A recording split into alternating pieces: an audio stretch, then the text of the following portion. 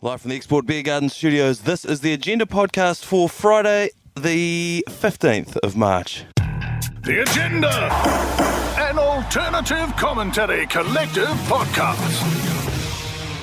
Well, Lane, we are sitting in a soaked caravan right now.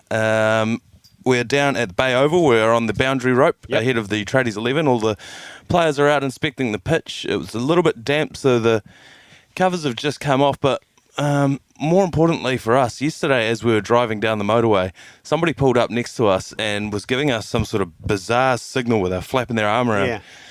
We thought that the caravan might have been on a bit of a lean, but so we pulled over to check it. We checked underneath it. We checked all around it. It seemed fine. When we finally pulled up to the mount, we realised that the hatch in the roof is actually gone. And I presume that what he was flapping about was that it must have been flapping about in the breeze. It's now completely ripped off the top of the roof. And in our infinite wisdom last night, about 6 beers deep, we've put a flag up. An umbrella. I thought it was ingenious. It did. It looked ingenious. We've basically, to paint the picture, there's a hatch in the roof. We poked the umbrella up, set it up, and then it's actually installed into its base. I think that's a sun umbrella, though, because when we came in this morning, the caravan is absolutely soaked inside. The carpet is soaked through. Doesn't look like rain's directly come in here, but there is a lot of moisture about. Yeah, it's got that damp smell to it. The caravan had a smell to it, a unique smell to it, the ACC Caravan. Now, added it to that as a dampy moistness. But hey, it's been through worse, Manaia. It's been through worse, and I might just have to make a trip down to Mitre 10 or something and just buy... 30, 40 metres of duct tape. And, that's appalling. And duct tape the living shit out of that. Yeah. But it is quite a big hole. It's about a metre squared. Yeah. And it's problematic. Like, we could probably drag this thing back up to Auckland, but it's going to take a lot of rain damage on its way up. So that's going to be very interesting. That's probably tomorrow's problem, though, to be fair. We down here at the bay, we're sitting on the boundary rope. I can see Lee Baker out there checking the outfield. They've just pulled the covers off. A few people on the power roads early doors today. Yeah, but a bit of first night fever. Those of you who don't know, have just tuned in. Every year we are challenged by Dulux and the Tradies XI. They've put 3 teams together this year, Dulux. Yeah. So there's 3 tradie teams and us. And we've played this. This is our 5th year now we've played this, and we remain defeated. We have not won one single game. We came close the first year. We actually tied it the first year, and we had a bowl off. And we've just completely lost it ever since then. And today, I don't think it's going to be any different, Manaia. No, well, that's if we get out on the field. Although, as I said, the covers have come off. There is a lot of moisture down here, and it's forecast to sort of drizzle off and on throughout the day. You mentioned the first night fever. We went down to a golf simulator. I forget what that place was called. Four Seasons. Four Seasons? See like what they did there? F-O-R-E. Oh. 4 Seasons. I get it. Yeah. Great little setup down there. It's got, God, there must have been about 7 or 8 different bays with driving simulators, and we got into a particularly heated game of golf darts where as you hit it at the simulator, your ball turns into a dart and it shoots off at a dartboard. Yeah. James Marshall, we had Kyle Mills down there, and they were getting very, very competitive, very chirpy, but it was good to see. There's a great turnout here as well. Lee Baker joins us in the caravan. Lee, you're out there having a look at the field. G'day, Manaia. G'day, Mike. Good morning. And what sort of nick is the outfield? It's a bit sweaty, the track. It's been sweating under the covers, but the covers are off, and the outfield is a little, I want to say moist, but we're all social cricketers. We're used to playing with wet balls and balls of soap and having the rags, and I'm sort of it's almost bring back good memories. Yeah, look, and the good thing about this is when you're in the outfield, you can attack the ball. You can attack the ball without fear of it bobbling up into your testicles or your teeth. Right. And not that we attack the ball at all. We are playing the 12:30 game, which is good because we get a little bit of a sighter of the other game as well. And it's knockout today. Yep. So you lose, you're out. You win, you go through to the Grand Championship final. Ideally under lights here at Bay Oval. They'll probably turn the lights on later on. It's quite dark with this overcast conditions. It's very, very dark. We were looking at the teams last night. We've got the Gladiators, we've got the Spartans, and we have the Titans. I think the Gladiators from the capping ceremony yesterday seemed to have the most fizz about them. They were certainly the rowdiest. Yep. Did anyone catch your eye last night, Lee Baker? Do you think there's going to be any... who are you sort of worried about? Who are you worried for? When I turned up yesterday, I thought that every single player looked like every single tradie that I've ever played in social cricket that would turn up hungover, not look like much, come out and then absolutely annihilate the bowling. Yeah. They all look like dead-eyed drunks who are very good when they're under the weather.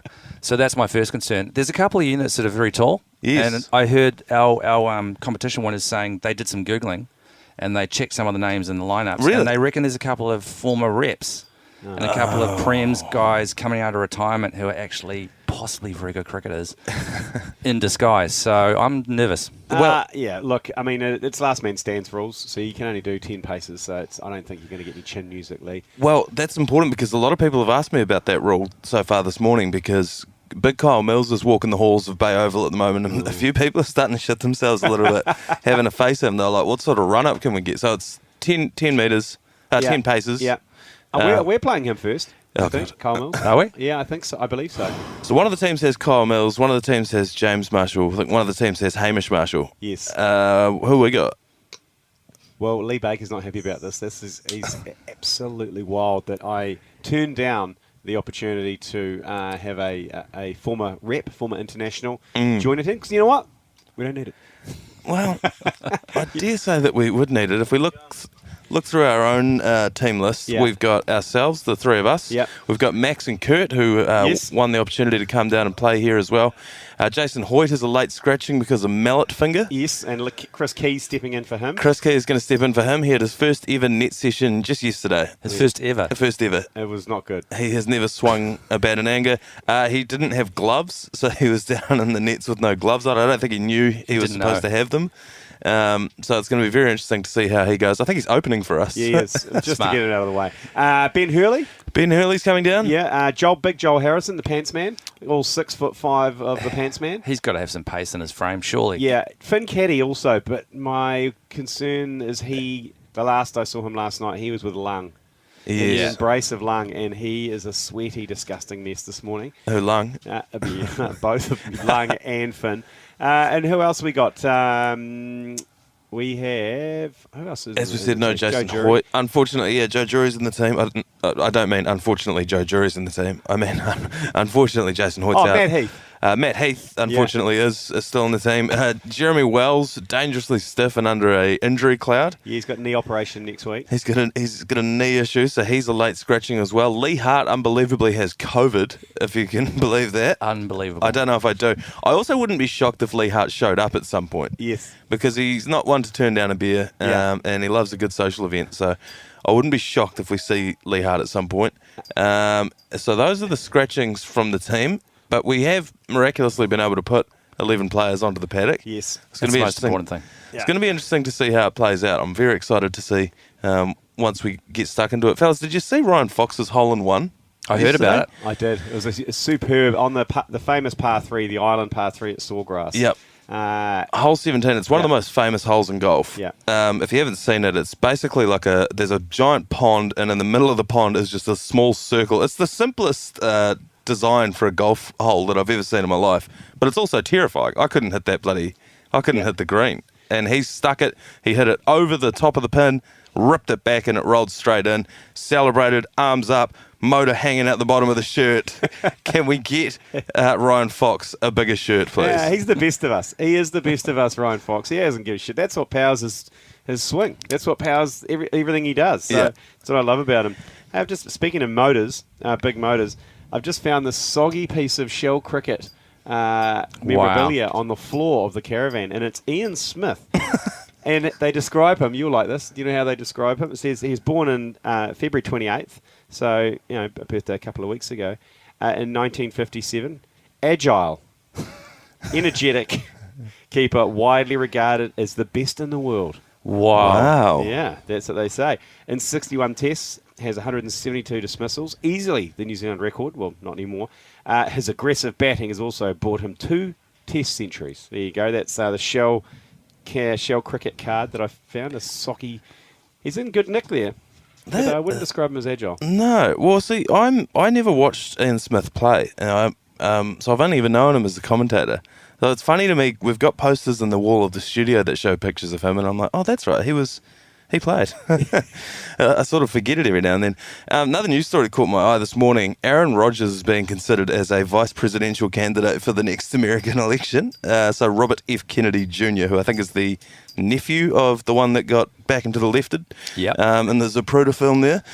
He apparently is considering having Aaron Rodgers run as his running mate for Why the next not? election. That's what I thought. Why not? What great New Zealand sporting people would you like to see? Like if you were going to make your run for New Zealand Prime Minister and you had to pick a running mate to bring in with you to help steer the country. Well, Smitty's got the chops with the chat. He's got the chat. We know that. I'm going with Stephen Fleming. Oh, yeah? I think he can manage the media. He can charm the media. He can charm everyone. Just with a Sober smile. leadership. Yep, just a smile. He's just an all-round good-looking. Not that you have to be good-looking to be a politician, but it helps. Yes. Cricketers have got a good record with international politics and government, haven't they? Imran Khan. Yes. Wow, is he? He's in jail. He's in jail, but he reached the top. Oh, he did. Yeah, He found achieved. another career. He did. He did do it. You can't take that away from him. Who else? Anyone else? I'm struggling to think of anyone else. That's it. For me, Wasn't Mugabe a keen cricketer? Robert He was very keen. I heard a great story in Zimbabwe where when he would turn up to the ground, he was chairman of the Zimbabwe Cricket Association, and when he used to turn up to the ground in Harare, the whole game would stop and he'd have to line up and shake hands with the president, like just in the middle of the game. Did he get out there and roll the arm over in order to go? No, just the whole place would stop and the teams would have to line up. This is an international test match. And line up and shake hands with the psycho. There you go. That's powerful stuff. Of course, Kim Jong-un, a great golfer in his own right. He has the world record with 18 holes in one. He's a good player. Which is incredible. Keen basketball fan. He was a big fan of the Bulls of the 90s. Yeah, he was. Dennis Rodman over there to have a yarn, watch him play basketball a little bit. For me, Greg Murphy. Oh, yeah, Murph. Yeah, I think Murph would be a good one. I think everybody respects him. Everyone in the country loves him. He's stern but fair. He'd sort the roads out. Certainly Transport Minister. Transport Minister, that'll definitely be his portfolio. And I think you're going to garner a few votes if you got Murph in your corner. Oh, look, it's going to be a popularity contest and you just want to garner votes, and you basically roll out Richie McCaw, wouldn't you? If you're looking for a popularity, if you're looking just to garner votes, or you're looking for actual support in the office? Are you looking for someone to help you out, or are you just looking to win? I suppose that's your call, how you want to play it. Do you want Sonny Bill? Just get him to rip his shirt off. All the female votes come flooding in. Dan Carter. Dan Carter. DC. I'd probably turn Sonny Bill's mic off at the rallies. Just have him standing beside me, shirtless. Well, in a torn All Blacks jersey. Yeah, no, maybe at the rallies you just tear the All Black jersey off him. That's the finale. Is like come out and you just you tear it off like a Velcro that goes and he's just standing there. And everyone goes absolutely apeshit. Yeah, I don't know. It'll be very interesting to see how that's going to play out over in the States. It's such a bizarre. It is a popularity contest over there. It's such a weird situation. Oh, we forgot Brendan McCullum. Oh yeah, he would Baz. be great.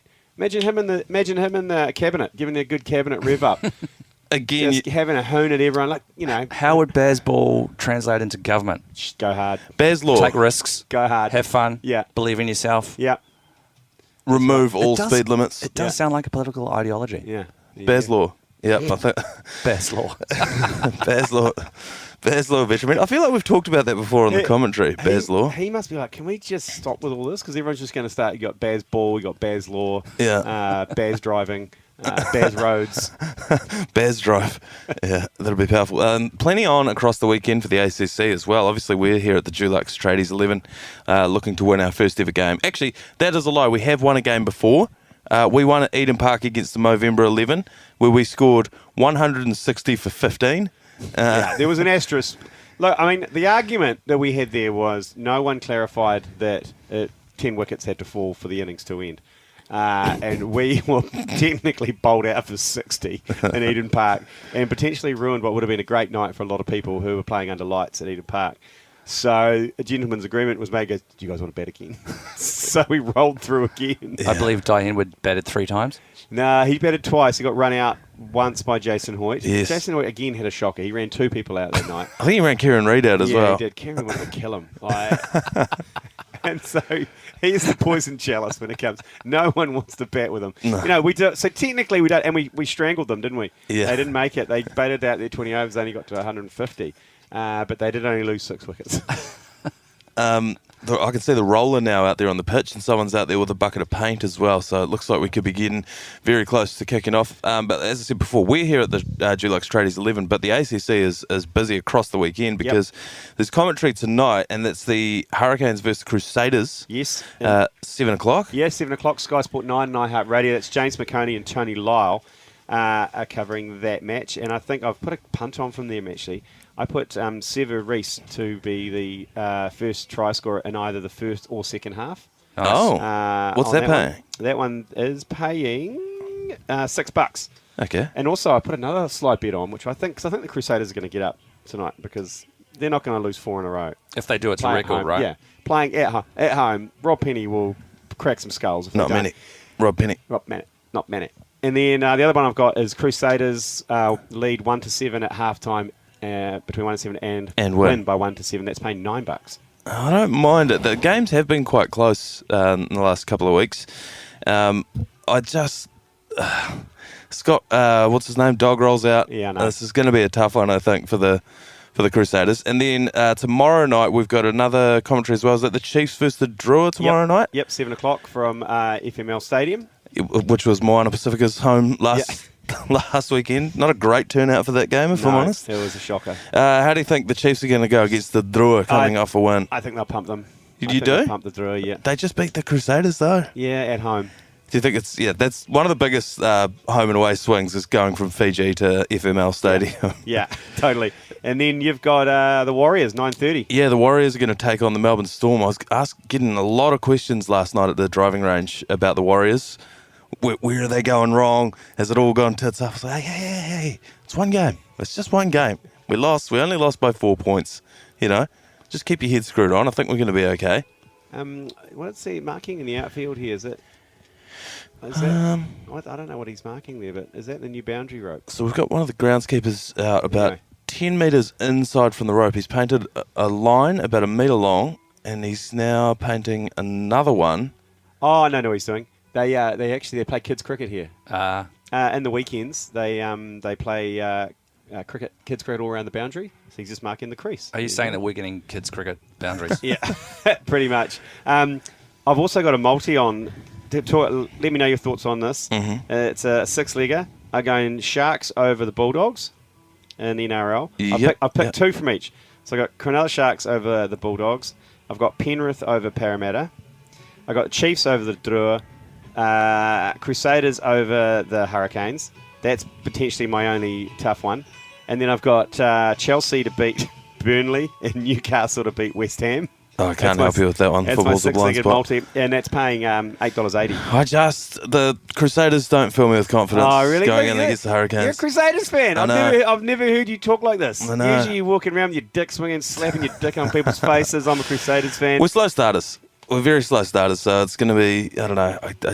I like that you've fallen victim to a gambler's fallacy here with old Sever Reese because he scored first try last week. Yeah. And you won quite a considerable amount of money off that. Yeah. And you've now doubled down because you feel like, oh well, if it worked last time, why wouldn't it work this time?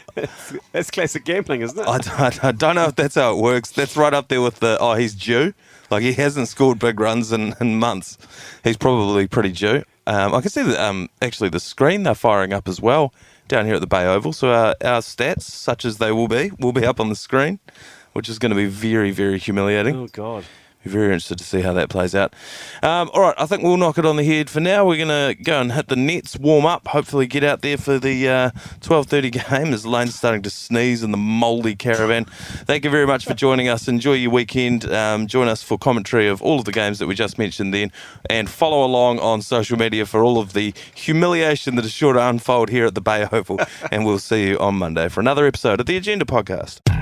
The Agenda, an alternative commentary collective podcast.